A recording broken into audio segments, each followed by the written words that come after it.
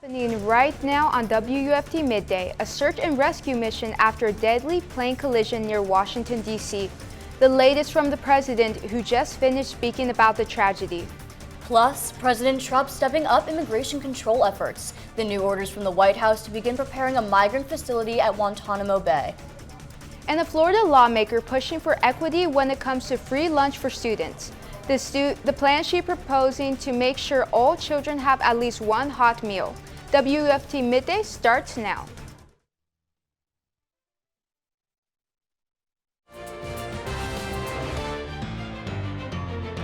You're watching WUFT Midday. A live look at the scene as first responders are searching for victims after an American airline commercial plane and military helicopter collided overnight near Reagan International Airport. After recovering 28 bodies, emergency crews have now shifted to search and recovery for the others. This is WUFT Midday. I'm Carle. And I'm Avlonitis. At least 67 people were on board both aircraft, and some members of the U.S. figure skating team are believed to be among the victims.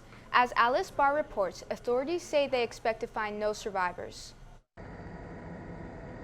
Tragedy in the air and in the water. I just saw a fireball and then it was just gone, so I haven't seen anything since they hit the river. After a passenger plane collided with a U.S. Army Black Hawk helicopter near Reagan National Airport, sending both aircraft plunging into the Potomac River and touching off an urgent search. We are now at a point where we are switching from a rescue operation to a recovery operation. At this point, we don't believe there are any survivors from this accident. And we have recovered 27 people from the plane and 1 from the helicopter. The plane, now in pieces in the river, is an American Airlines regional jet coming from Wichita, Kansas, with 60 passengers and 4 crew members aboard. 3 people on board the Black Hawk helicopter on a training flight. We will not rest until we have answers for the families and for the flying public. You should be assured that when you fly, you're safe. New audio showing air traffic controllers asking the helicopter pilot if he sees the passenger jet and telling him to pass behind it. Pass too far, pass behind this, George. As details begin to emerge about who was in that passenger plane, U.S. figure skating confirming that several coaches, athletes, and family members were returning from a training camp for top juvenile figure skaters. Families who had gone to the airport for reunions now facing devastation amid a search for answers about what went wrong. In Washington, Alice Barr, NBC News. Taking a live look at Paynes Prairie from our DOT camera, you can see I-75 is clear right now, but that was not the case this morning as dense fog made visibility low. UF forecaster Jadyn Bottini joins us live in the weather studio with more on the fog and the warmer weather we've been experiencing. We did have a good amount of dense fog this morning, but it's looking like skies are clearing up. 69 degrees right now on campus and some light winds from the east. Our visibility is over 10 miles, which is pretty good. That fog is clearing up from this morning. Our temperatures in the upper 60s, a lot warmer than we've seen all month. 67 in Gainesville, 71 in Ocala, 69 in the Villages. Into tonight, we'll get into the upper 70s by the end of the day, cooling down to the mid 60s. And as we get into the 50s by midnight, this is causing the possibility for some fog tomorrow morning. We're also looking at some isolated showers into the weekend and warming up into next week. President Trump has signed another executive order, this time calling on the federal government to prepare a Guantanamo Bay facility for housing tens of thousands of migrants. The act follows Trump signing the Laken-Riley Act, which mandates the federal detention of illegal immigrants who are accused of crimes causing death or bodily harm. The president expressed his intentions to prepare the facility for 30,000 migrants in his Wednesday address to the media. Today, I'm also signing an executive order to instruct the Departments of Defense and Homeland Security to begin preparing the 30,000-person migrant facility at Guantanamo Bay. President Trump went on to say the signing brings them one step closer to putting an end to migrant crime across the country. A federal immigration roundup that detained nearly 1,000 people over the weekend continues this week with multi-agency enforcement in several cities. Many families worry their loved ones will be swept up in the net. As Lori Aguirre explains, some citizens and leaders in cities across the nation are setting up protective measures as agents potentially close in. This is, in some ways, a big show.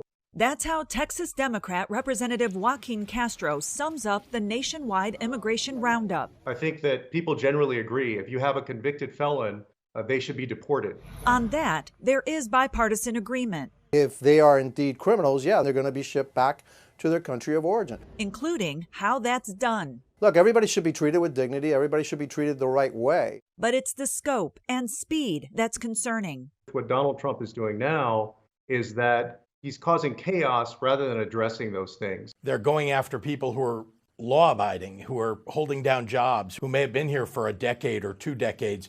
Illinois is one of several states and territories where the operations are underway. I had a 4-year-old crying, fearing deportation.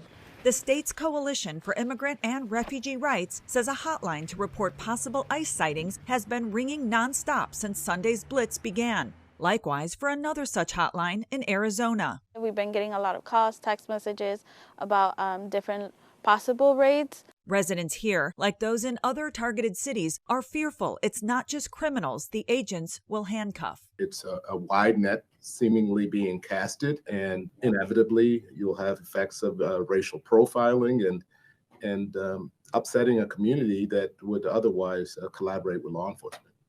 I'm Laura Aguirre reporting. Hamas-led militants freed 8 hostages today as part of the ceasefire in the Gaza Strip. The hostages range in age from 29 to 80. The scene was chaotic as they were pushed through a crowd of Palestinians to the Red Cross vehicles. Israeli Prime Minister Benjamin Netanyahu spoke out after the release, saying he wants assurances that future exits of hostages will not be as contentious. The Federal Reserve made its first interest rate announcement of 2025. Yesterday, coming just a week after President Trump demanded more cuts.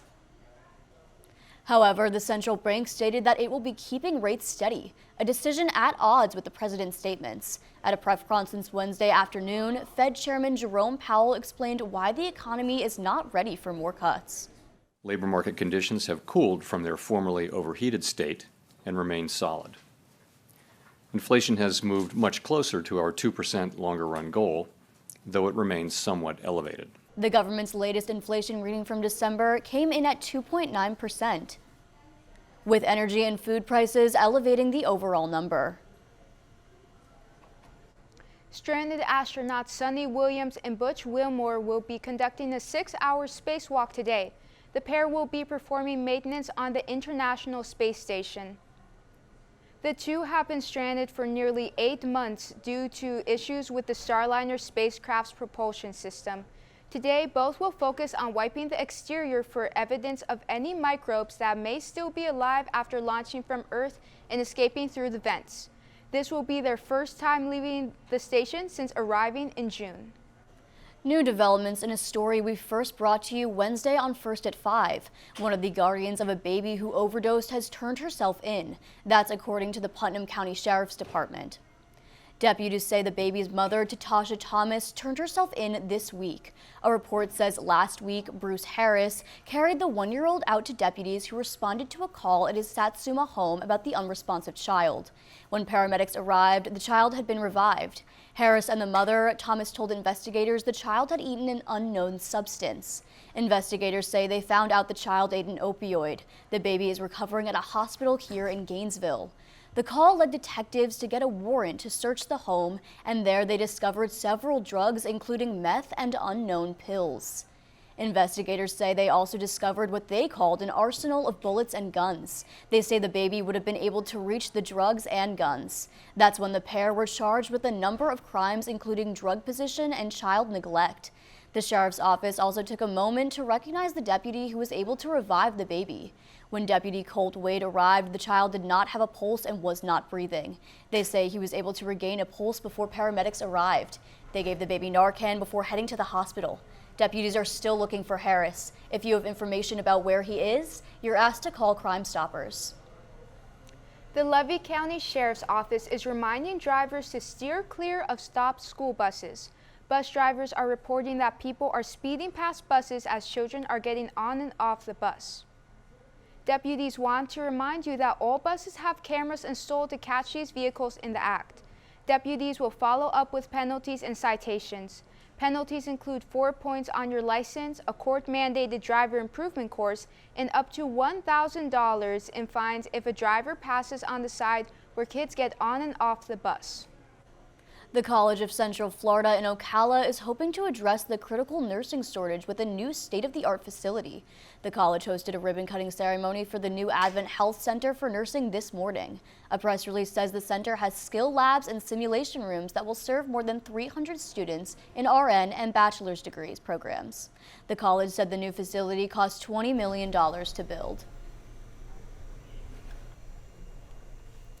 Looking at our temperatures across North Florida right now, we're in the 70s in most places, 70 in Gainesville, 71 in Ocala, 71 in the Villages, 70 in Lake City, a lot warmer than what we've seen all of January with those below average temperatures. Even in the past 24 hours, we've warmed up significantly. 5 degrees warmer in Gainesville, 6 in Ocala, 7 in the Villages. Looking at our highs this afternoon, 76 in Ocala, 78 in Ocala, 79 in the Villages, and we'll continue to warm up for the rest of the week.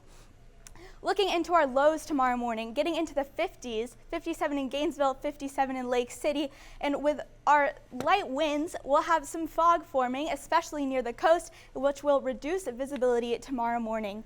Looking at our weather maker, our low pressure system west of us will be heading our way into tomorrow night.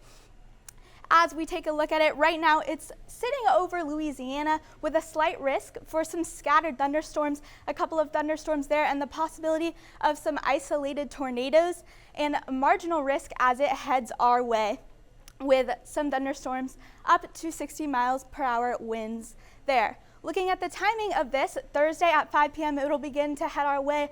Friday at 5 is when it creeps into the panhandle and will pass us by Saturday morning, and that high pressure system following it will bring us that warmer air through the weekend and into next week.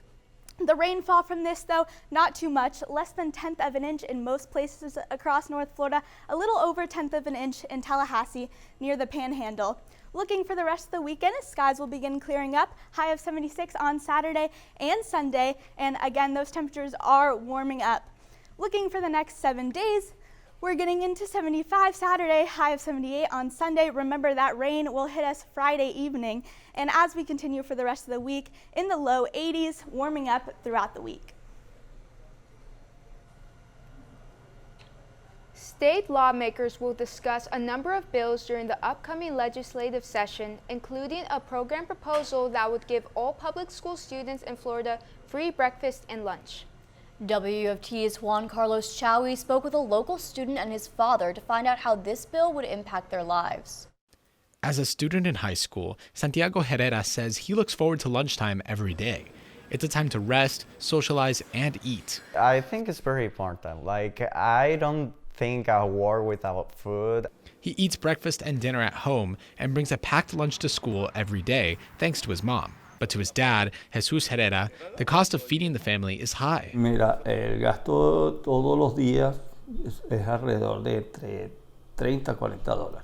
That's just to feed Santiago 3 meals a day. When it comes to just school days, $30 a day, 5 days a week, roughly 36 weeks in a school year, that's over $5,000 a year just on meals for his son. También se está pagando el alquiler de esta vivienda y estoy pagando el carro para el trabajo, el paseo. Senate Bill 74 might provide him some relief, though.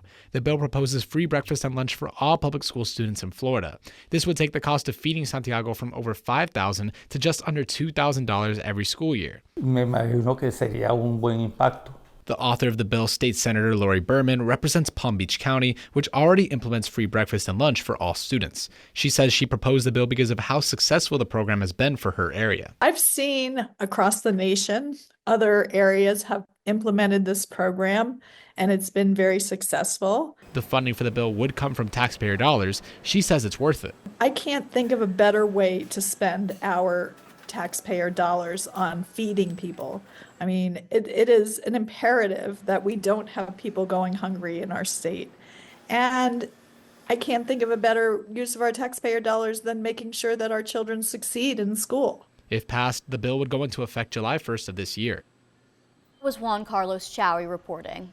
Alachua County already has some schools in a program that provides free food for all students. This bill would cover all schools like Gainesville High School that don't qualify. Now let's head over to Noticias Partners for a look at today's top stories for our Spanish language audience.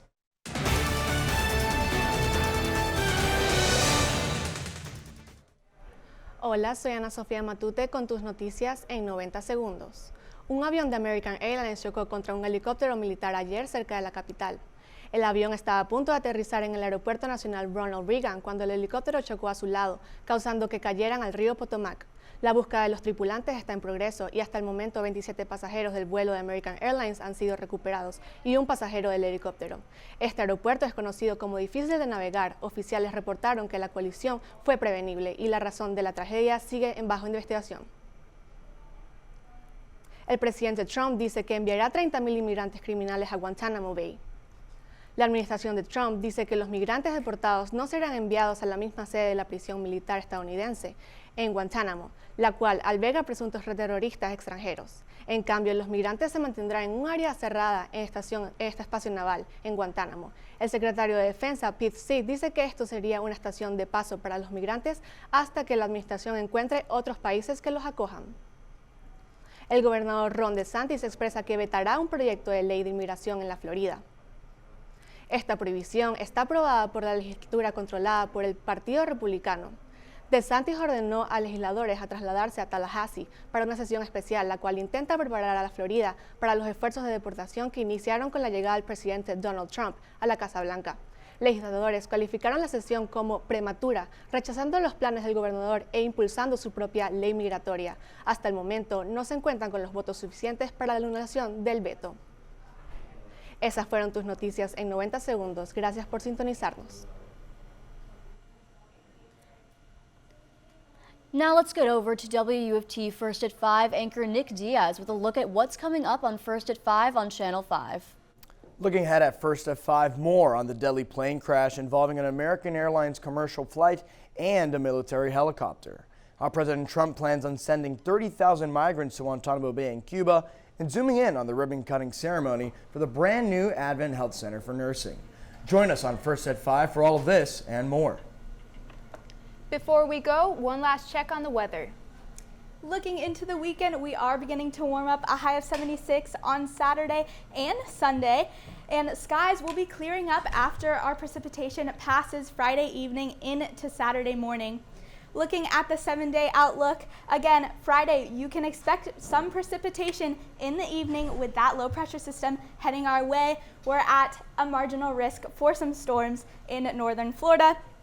As we continue throughout the week, we'll warm up to the 80s, 81 on Monday, 83 on Tuesday, and continuing to warm up for the rest of the week. Thanks for joining us for WUFT Midday. We're back here tomorrow for another edition. We will see you later today for First at 5 on Channel 5. Have a great afternoon.